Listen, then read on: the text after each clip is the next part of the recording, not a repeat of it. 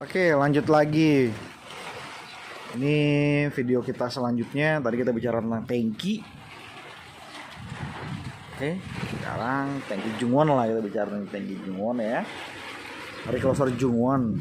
Oke, sekarang kita bicara tentang panelnya. Jadi ini ada dua personilnya.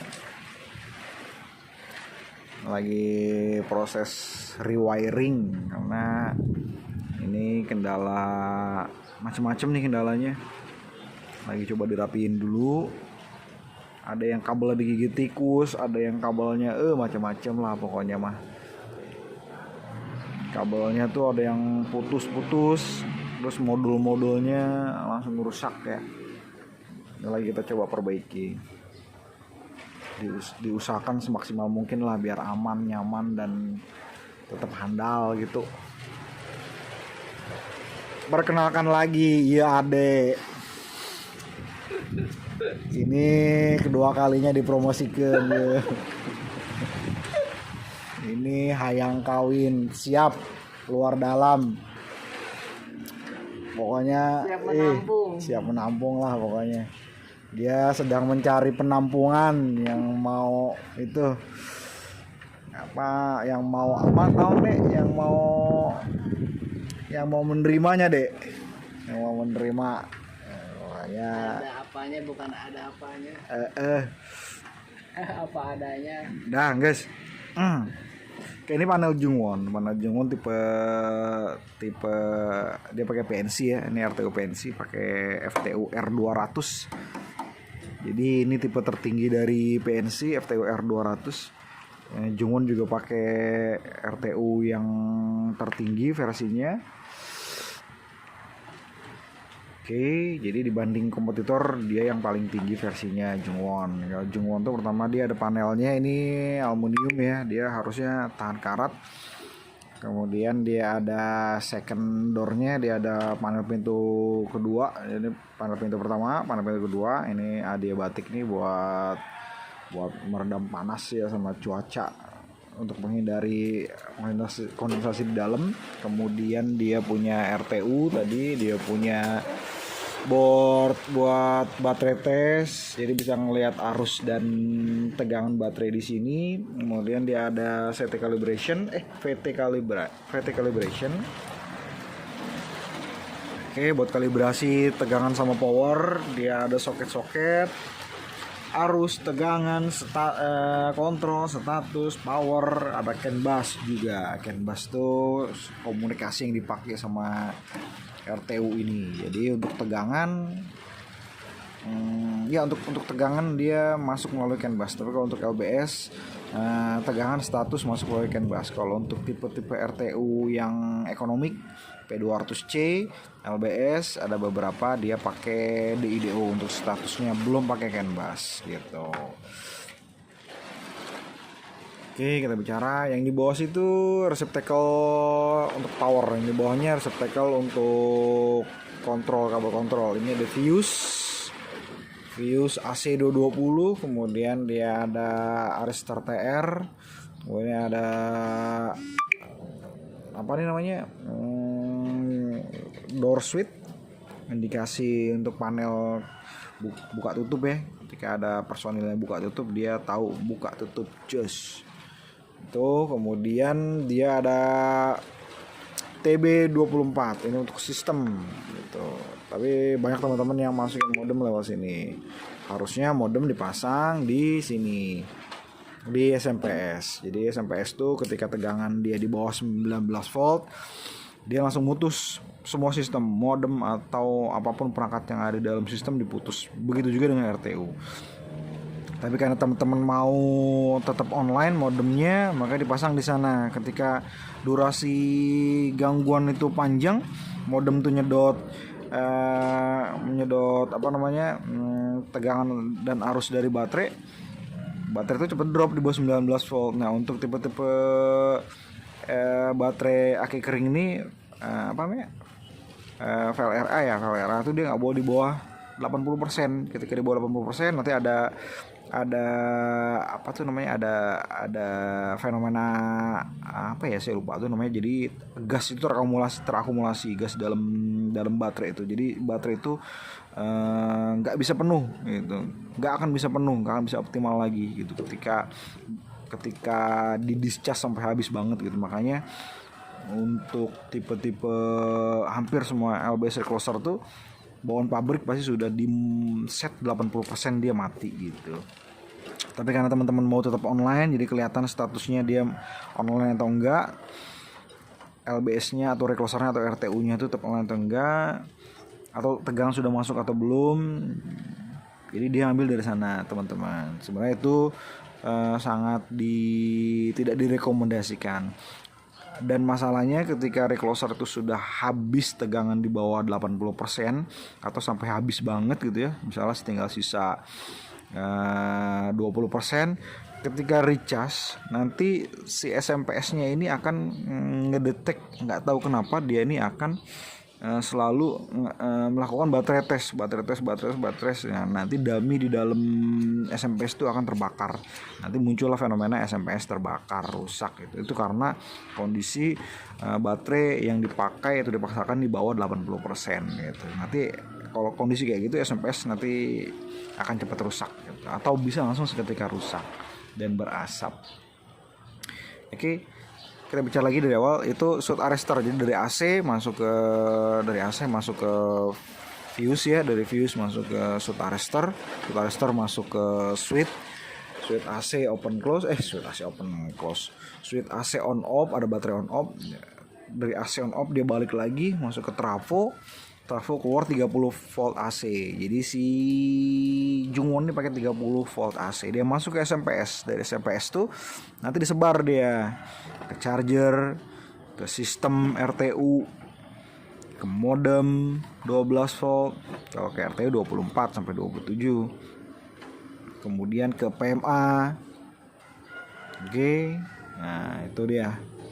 Kalau misalnya si SMPS-nya rusak, oke, itu kita bicara dulu lah. Oke, ke situ ya. Kemudian ini modul SMPS. SMPS itu modul yang berisi beberapa perangkat ya, dari mulai rectifier, ATS, DC converter, kemudian komunikasi metering tegangan dan charger ya ke RTU. Kemudian dia tadi udah ada ATS, charger udah, kemudian rectifier udah. Ya itu kurang lebih fungsi sih. Dan dia ngasih supply ke mode-mode PMA juga, ke RTU juga. Itu rectifier fungsinya. Dan dia sistemnya selama ada AC dia pakai AC. Kemudian baterai cuma ngecas dan di maintain kondisinya. Ketika AC padam dia full dari baterai. Jadi pada saat AC on atau DC on dia tetap bisa kerja. Beda halnya dengan ABB atau Schneider. ABB Schneider dia mengandalkan baterai 100%. Jadi AC itu hanya untuk ngecas aja gitu. Tapi kalau untuk tipe-tipe Korea biasanya dia bisa pakai AC untuk mode operasi utamanya ya, bisa ngegerakin gitu. Nah, tadi si SMPS ini kondisinya itu fungsi utamanya dia ngasih supply kemana-mana. Yang pertama ke RTU, yang kedua ke modul PMA. Ini modul PMA. Oke. Modul PMA itu modul permanent magnetic actuator, namanya modul PMA. Itu modul buat si tangki itulah gitu. Jadi si modul PMA ini fungsinya untuk ngerubah tegangan dari 24 ke tegangan tripping coil gitu. Fungsinya itu fungsi utamanya modul PMA itu ya. Jadi karena inputnya itu 24 dari SMPS, dia masuk ke sini, masuk ke PMA. Dari PMA itu nanti dikonvert tegangannya. Tapi konvertnya itu ya pasti dari DC ke AC ke DC lagi gitu. Karena dia dari DC dinaikin terus dirubah lagi ke DC gitu ya. Karena kebutuhan si actuator itu DC. Nah, untuk tipe actuatornya si Jungwon ini tegangannya 125. VDC, tegangan rekomendasinya kayak gitu. Jadi si PMA ini dia ngerubah tegangan jadi dari 24 ke 125 gitu.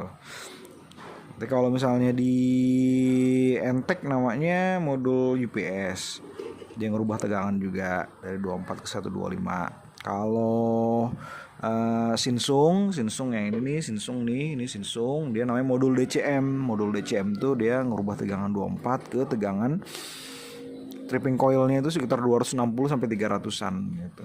Rekomendasi 260 sih gitu. VDC itu gede Sinsung gitu. Kalau untuk Kwangmyung Vijro itu 125 kalau nggak salah. Tapi kalau Kwangmyung itu dia tipe-tipe lama Kwangmyung 48 VDC, tipe-tipe terbaru itu sekitar 125 juga gitu. Itu Kwangmyung. Oke, itu modul PMA. Nah, modul PMA itu juga nanti dia ada sistem kapasitor banknya. Jadi modul PMA ini dia ngecas si kapasitor bank gitu. Nanti karena modul PMA itu ampernya nggak terlalu besar, jadi dia mengandalkan kapasitor bank untuk melakukan open close si tripping coil gitu. Karena dia butuh force induction yang besar, muatan yang besar buat ngegerakin si tripping coil. Makanya dipakai kapasitor yang banyak gitu.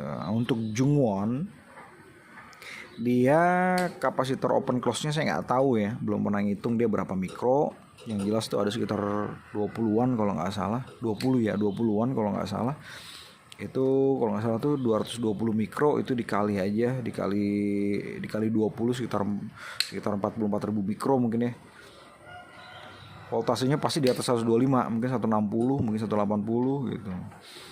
Oke, itu kapasitornya. Jadi dia kapasitornya di paralel untuk naikin kapasitasnya. Oke, dia ada dua. Ini kapasitornya open sama close. Jadi ini kalau misalnya plat ini dibagi dua, dia ada open ada close gitu. Jadi pada saat operasi dia pakai tegangan si tripping coil. Jadi pada saat normal si tripping coil tuh si kapasitor nih bisa ngasih tegangan bisa ngasih muatan sekali dia ngecas. Si kapasitornya sekali dia ngecas dia bisa melakukan 4 sampai 5 kali CO, open close tanpa harus dicas gitu. Oke, jadi sekali ngecas muatan itu cukup buat melakukan open close sebanyak 3 sampai 4 kali, bahkan bisa 5 kali lah gitu. Atau 3 sampai 4 kali idealnya. Walaupun AC itu nggak ada sekalipun gitu. Jadi dia masih bisa operasi gitu. Kalau untuk kalau untuk yang lain dia pakai satu kapasitor gede tapi dia biasanya gitu. Oke, kita lanjut. Tadi ada teman-teman PLN nanya, diskusi sebentar, saya lupa jadinya. Oh ya, kalau untuk tipe-tipe cluster tertentu dia kapasitornya nggak di paralel tapi dia satu gede gitu kan. Kayak misalnya punya Entec tuh, Entec versi yang lama dia ada 2 buat open, 1 buat close. Itu sekitar 63.000 mikrofarad kalau nggak salah, 180 volt kalau nggak salah. Tapi kalau kayak si Sinsung tuh dia ada 1, itu saya lupa kalau nggak salah 10.000 mikro, dia 10.000 mikrofarad itu sekitar 300 volt kalau nggak salah. Dia cuma ada 2 buat open sama close gitu. Oke, kemudian ini udah tadi ada baterai di situ 18 Ah 12 volt, 2 volt. Nah, itu receptacle, ada beberapa receptacle tuh yang dilengkapi dengan varistor sebagai shoot arrestor. Kalau dia kena petir dia pecah. Pecahnya itu agak kurang bagus karena ninggalin noda hitam dia. Noda hitam di wajah. Banget.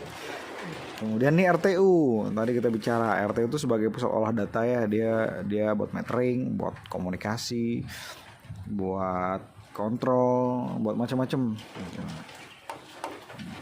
Ini RTU-nya. Kemudian kalau dibuka dalamnya ada macam-macam modul lagi. Ada board interface, ada mainboardnya, ada analog boardnya. Jadi misalnya kayak metering masuk analog board dulu, masuk analog board, nanti CTPT diolah, disesuaikan parameternya dengan kebutuhan sistem di mikroprosesor, kemudian nanti baru dialihkan ke mikroprosesor. Status juga kayak gitu.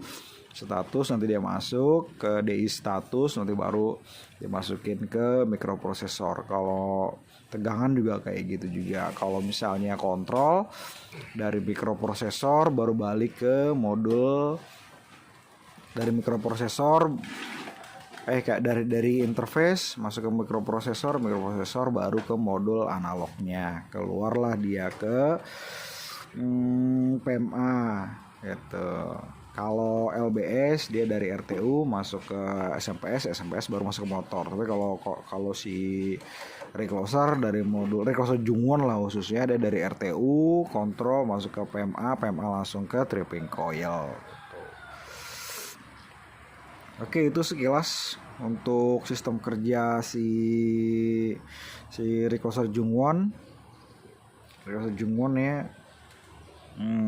Dari sisi panel kontrol, sorry kebalik karena teman-teman lagi kerja, kita sisipin waktunya.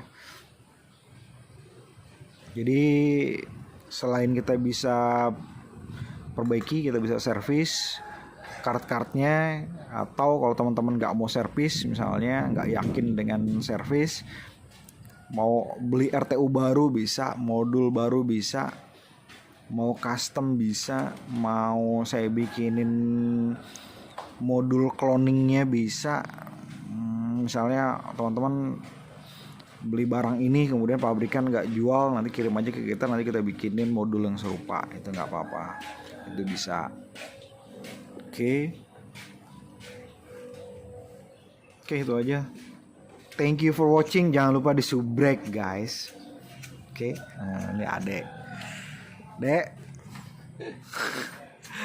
Adek ketawa aja. Oke guys, thank you.